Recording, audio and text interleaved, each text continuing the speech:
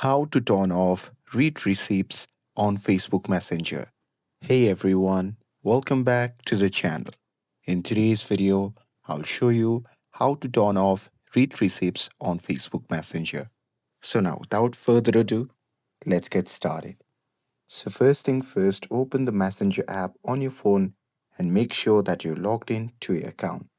And now here, once you are inside the app, then you simply have to tap on the three dash icon, which can be seen in the bottom right corner of the screen. And now here, once you are in the menu section, you simply have to tap on settings.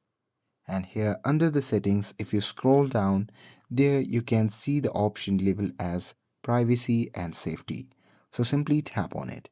And now here under the privacy and safety, if you scroll down, there you can see the option labeled as read receipts. So simply tap on it. And now here in this section, you can see the option labeled as show read receipts. So simply toggle off that option. And now here, once you do that, you will be able to read any people messages without them knowing you that you have read their messages. And that's it. That's how you can read or turn off read receipts on Facebook Messenger. With this, if you found this video helpful, then don't forget to like, share, and subscribe to get updated for more videos. Thanks for watching, and I'll see you in the next video.